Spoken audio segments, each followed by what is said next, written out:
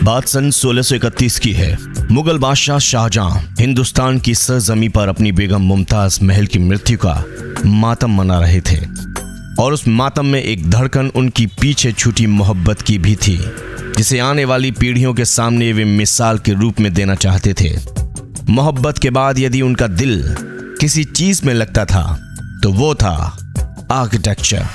मुगल बादशाह होने के साथ साथ वे आर्किटेक्चर की दुनिया के भी बादशाह थे। इमारतों के लिए उनका परफेक्शनिस्ट जुनून आजीवन बरकरार रहा।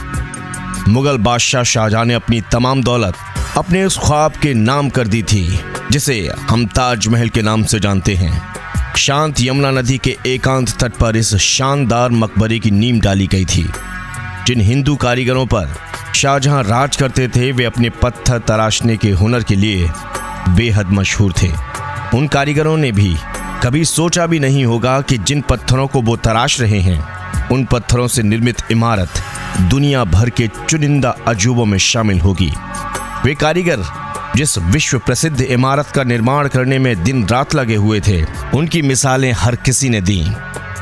ताजमहल को बनाने का पैमाना इतना विशाल था कि आगरा शहर की जमीन पर पूरा शहर उभर आया था। उस अनोखी इमारत के निर्माण में 20 साल तक 20,000 मजदूरों ने काम किया। एक बेगम की कब्र के नाम से प्रसिद्ध इस इमारत के निर्माण में आज के समय के 20 करोड़ डॉलर से कहीं अधिक रुपए का खर्च हुआ, जैसा कि माना जाता है। ताजमहल की खूबसूरत इमारत को किसने किसके लिए बनवाया, क्यों बनवाया, कैसे बनवाया और कहां बनवाया, ये बातें सभी जानते हैं और इसे लेकर कई तरह के मत भी प्रचलित हैं। लेकिन कुछ बातें ऐसी हैं जिन्हें अधिकतर लोग नहीं जानते।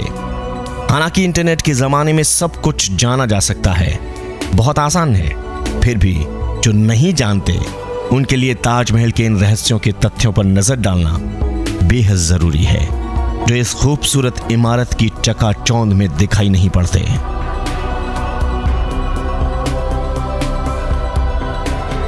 जिसका रहस्य आज तक उजागर नहीं हुआ वो ये कि ताजमहल के मकबरे की छत पर एक छेद है। मकबरे की छत के इस छेद से टपकती बूंद के पीछे कई रहस्य प्रचलित हैं। इसमें सबसे प्रचलित रहस्य ये है कि ताजमहल के बनने के बाद बादशाह ने जब सभी मजदूरों के हाथ काटने की घोषणा की तो मजदूरों ने ताजमहल को पूरा करने के बावजूद उसमें एक ऐसी कमी छोड़ दी जिससे शाहजहां का एक कंप्लीट इमारत बनने का सपना अधूरा ही रहे।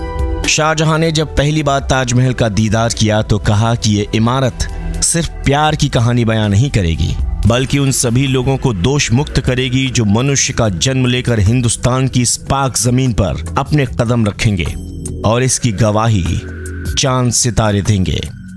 कहा जाता है कि जिन मजदूरों ने ताजमहल को बनाया था शाहजहां ने उनके हाथ कटवा दिए थे, लेकिन इतिहास में वापस लौटा जाए तो ताजमहल के बाद भी कई इमारतों को बनवाने में उन लोगों ने अपना योगदान दिया जिन्होंने ताजमहल बनवाया।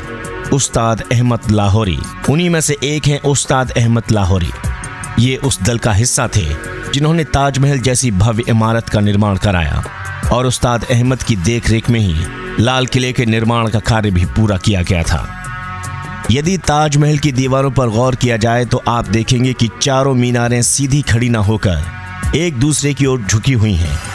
इमारतों का ये झुका हुआ निर्माण बिजली और भूकंप के दौरान मुख्य गुंबद पर ना गिरने के लिए किया गया है। कुछ लोग तो ये भी मानते हैं कि ये चारों गुंबद को झुककर सलाम करती हैं, इसलिए झुकी हुई हैं। क्या आपको मालूम है कि एक बार ताजमहल को बेचा भी जा चुका है?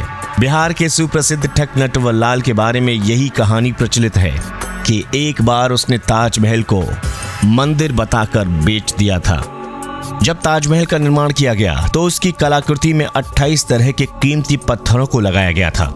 उन पत्थरों को शाहजहां ने चीन, तिब्बत और श्रीलंका से मंगवाया था। ब्रिटिश काल के समय इन बेशकीमती पत्थरों को अंग्रेजों ने निकाल लिया था, जिसके बारे में ये कहा जाता है कि वो बेशकीमती पत्थर किसी की भी आंखें चौंधियाने के लिए काफी होते हैं।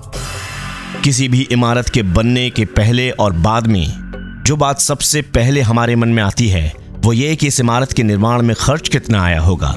तो आपको बता दें कि ताजमहल के बनने में 32 मिलियन खर्च हुए थे, जिसकी आज की कीमत 106.28 मिलियन से भी अधिक है।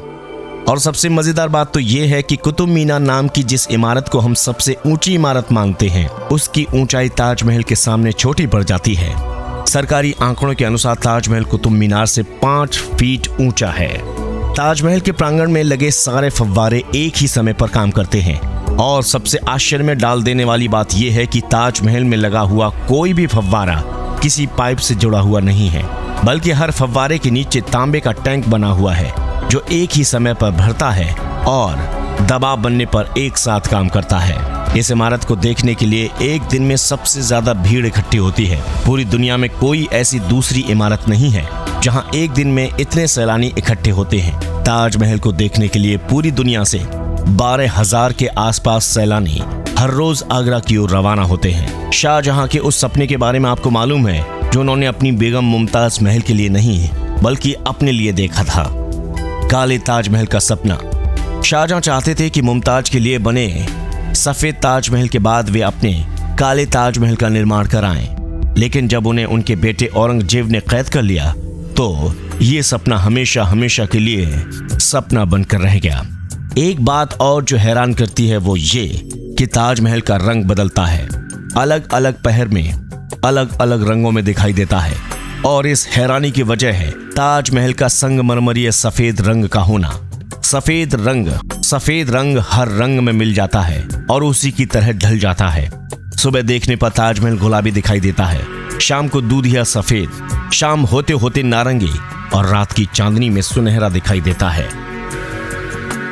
कहा जाता है कि ताजमहल शाहजहां ने नहीं बल्कि चंद्रगुप्त मौर्य ने 6वीं शताब्दी में बनवाया था। जिस जगह पर हम आज की तारीख में ताजमहल जैसी भव्य इमारत देख पा रहे हैं, वहां पहले शिव मंदिर हुआ करता था जिसे तेजो महालय के नाम से भी जाना जाता था और उसकी छत से टपकने वाला पानी शिव जी के शिवलिंग पर बूंद बूंद करके टपकता था। हमारी ये स्टोरी आपको कैसी लगी हमें जरूर बताएं और इस चैनल को सब्सक्राइब करें। पॉलीबज़ वर्ल्ड।